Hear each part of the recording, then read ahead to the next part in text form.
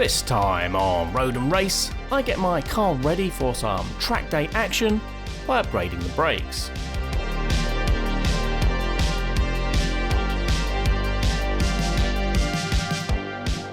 In the last episode, it was the big one.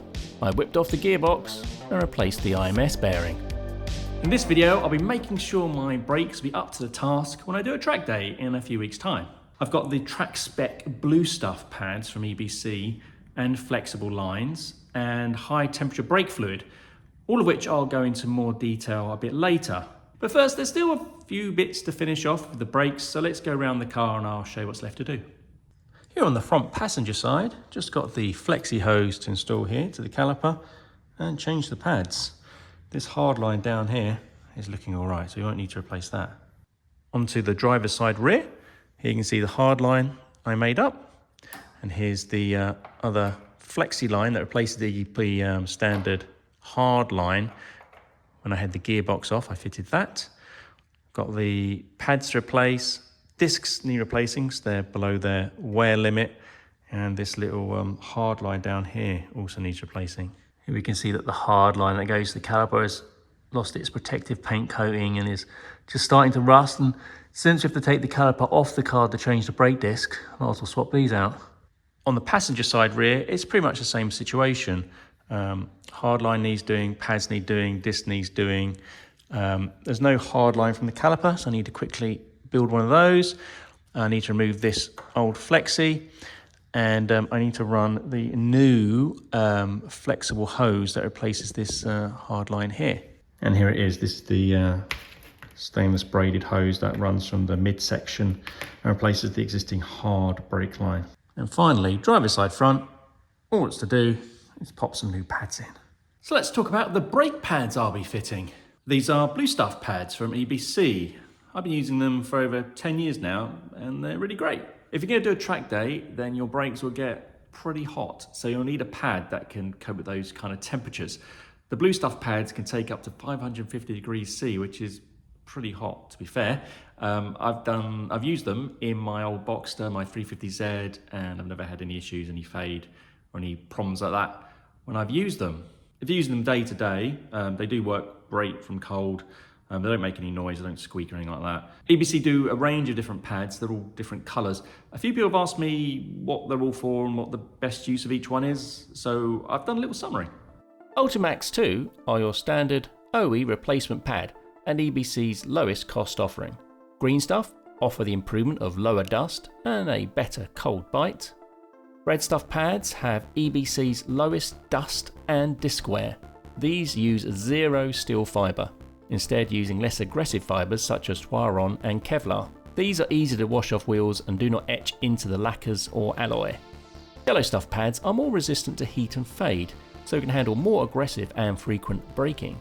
These are for spirited road driving and track use for lighter cars, around 1,000 kilos, like an MX-5.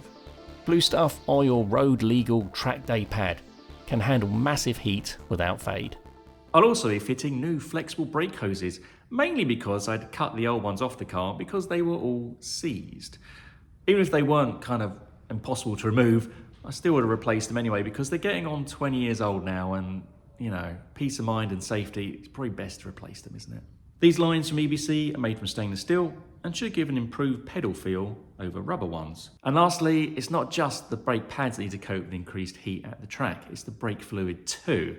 If it gets too hot, it can boil, which can introduce air into the system, and then your brakes won't work as well. So I'll be filling the system with EBC's high temperature fluid. I've used this for years and it always works great. So let's get on and get this stuff fitted.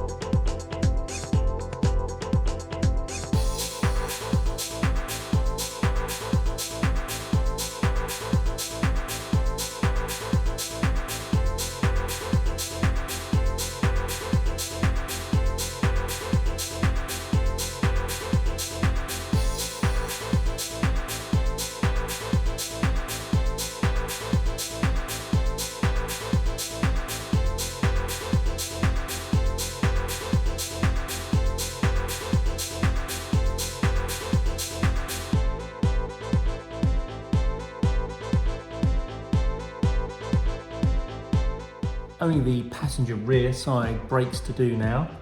Pretty much same as the other side. The only difference is I've got this hard line here to pull out and replace it with this stainless steel weighted line.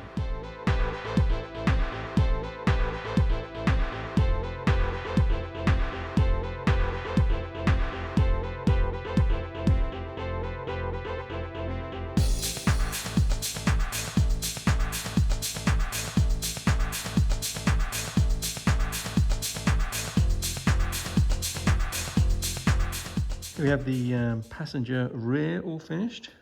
You can see down here the new copper nickel hard line I made for the caliper. And the copper nickel hard line made from the caliper to the flexi. Well, I think that's enough for this week.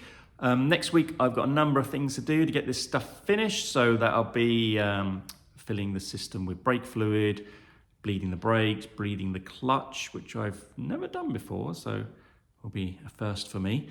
Then obviously got to go and test for any leaks in the new hard lines I've made, because again, never done that before, so hopefully I've made them correctly. Then I've got to go for a test drive, come back, check for leaks again, and if that's all good, I can then start bedding in the pads ready for my track day. If you've enjoyed this video, please do give it a like, it really helps the channel grow and helps me a lot. And as always, thanks for watching.